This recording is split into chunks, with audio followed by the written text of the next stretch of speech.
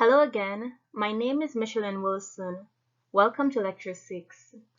Today's lecture will be on wages and work hours. As we saw in Unit 2, new technologies raise the productivity of labor. At the end of Lecture 5, we saw that with increased productivity, we're able to both consume more and enjoy more free time. So the question still remains, why do Americans still work 40 hours per week and 50 weeks per year? We'll begin to answer this question by revisiting Angela's work hours. So, Angela faces a constrained optimization problem. This constrained optimization comes from the fact that producing grain takes labor time, and each hour of labor means Angela foregoes her hour of free time. Like Alexi, Angela faces a problem of scarcity. She has to make a choice between her consumption of grain and her consumption of free time.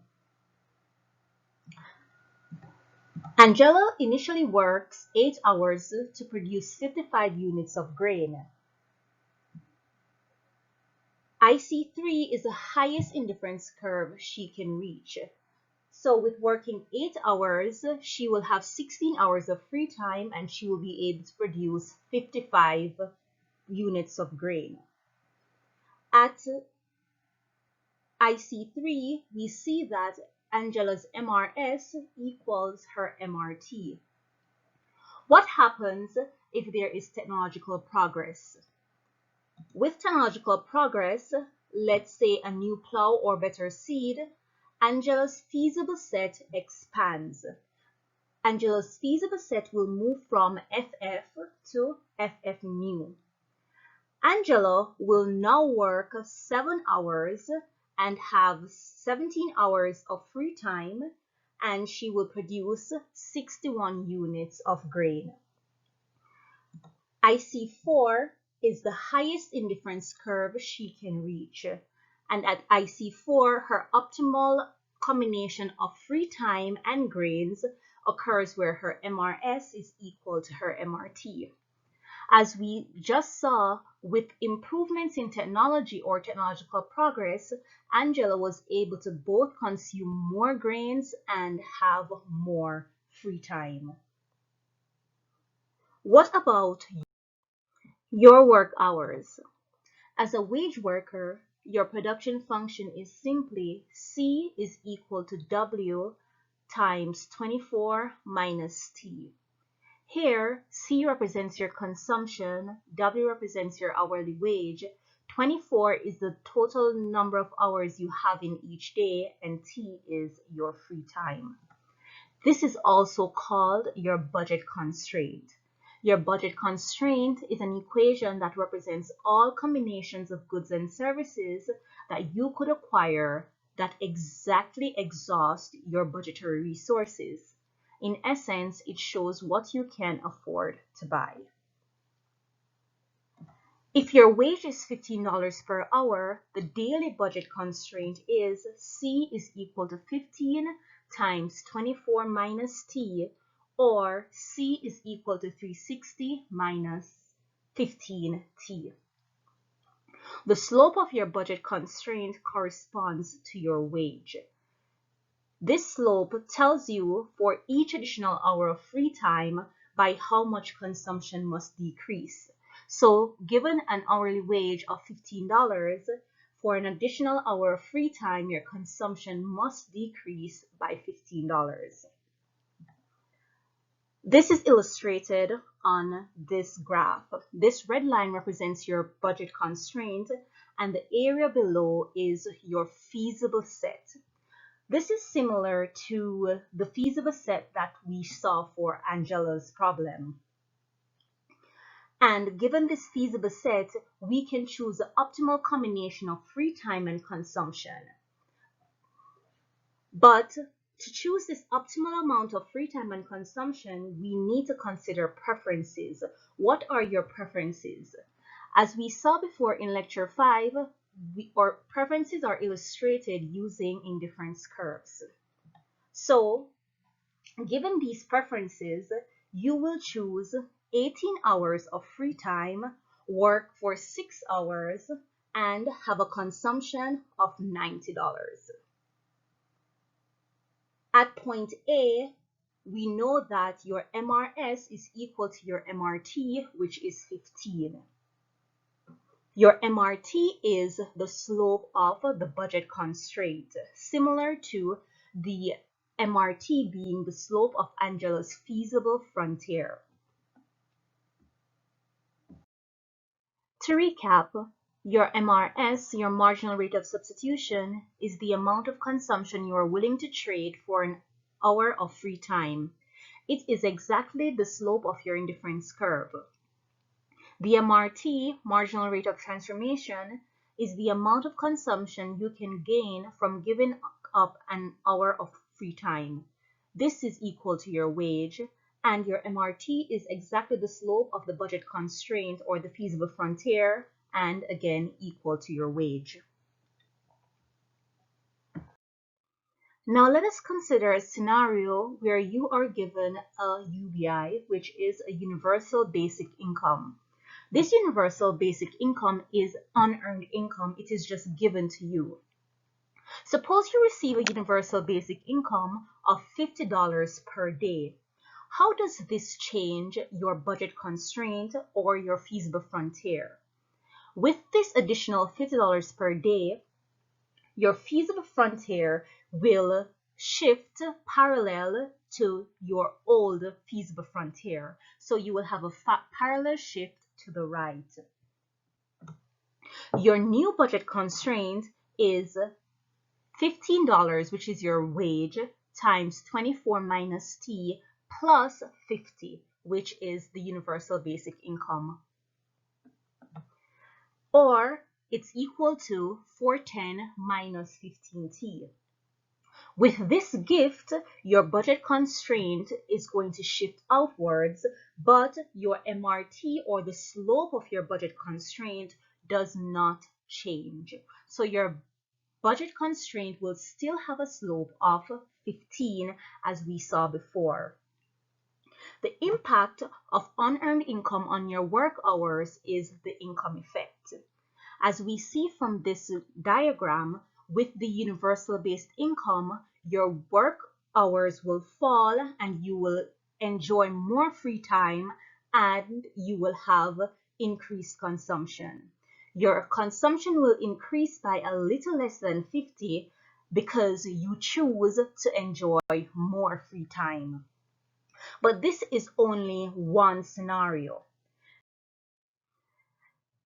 In figures 3.17, the income effect increased your leisure by 1 hour. In figure 3.18, the income effect has no impact on your leisure.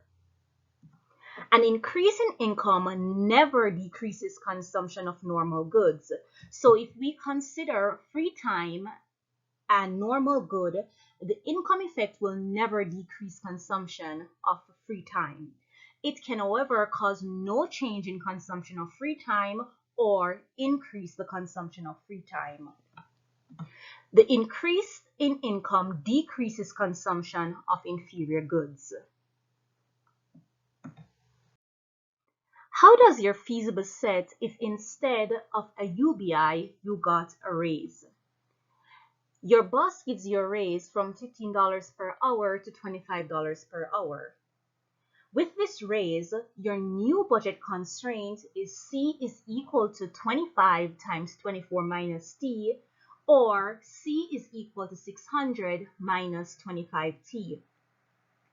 This raise tilts or pivots your budget constraint and it increases your MRT. If we consider your MRT as the opportunity cost of free time, if your wage increases from 15 to 25, then your opportunity cost of free time increases from 15 to 25, or your MRT increases from 15 to 25. This raise may decrease your free time even if the income effect is positive. The movement from A to D represents the total impact of this raise. Based on our preferences, we see that with the raise, you will choose to consume less free time or to have less free time and consume more goods.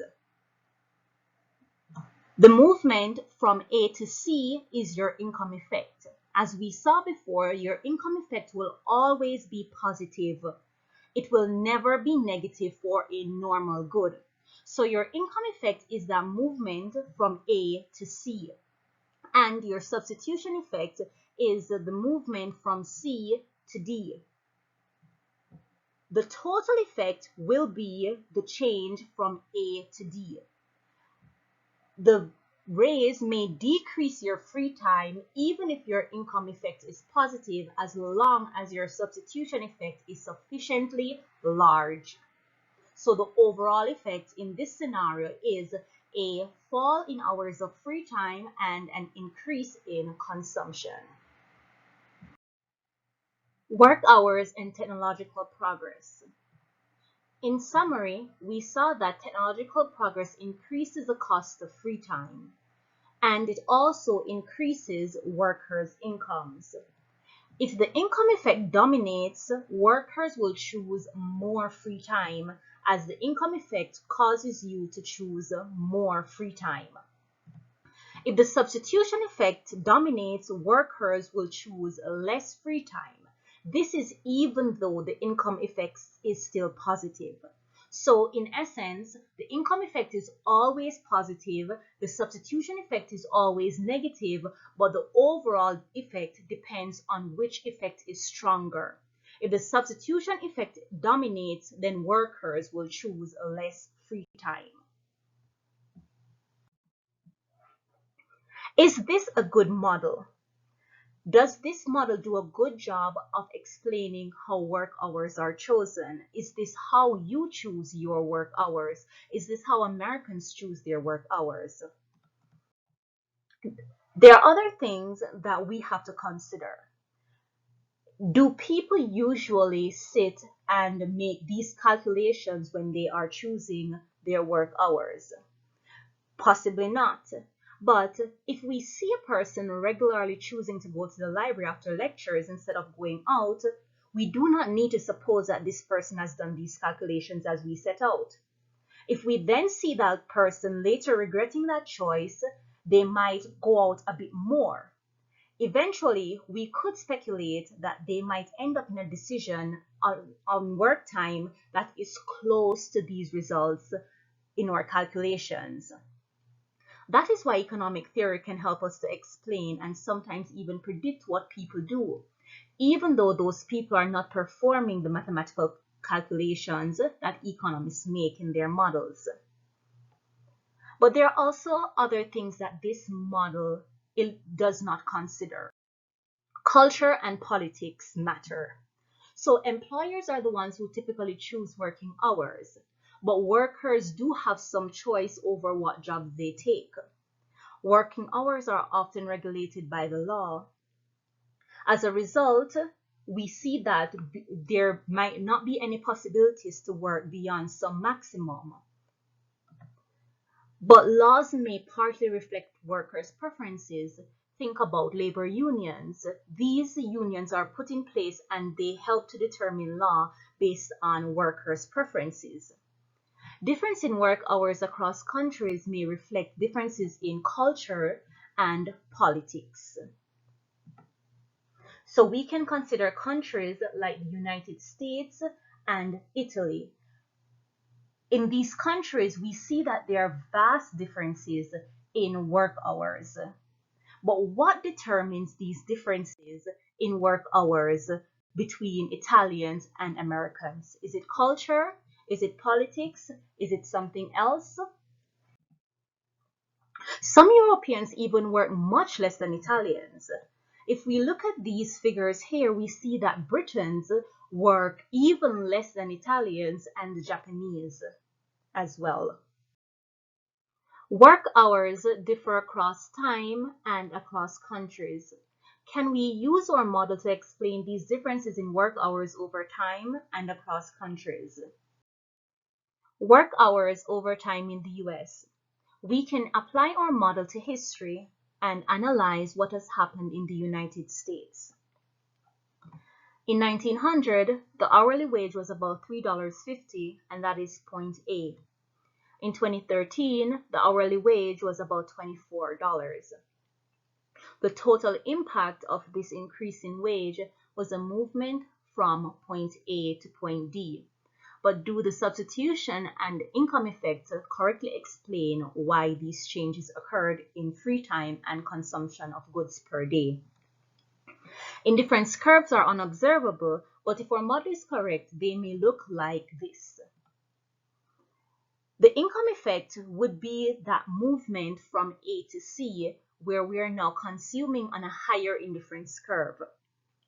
The income effect is positive, and we see that with the increase in income, persons choose to consume more goods and enjoy more free time.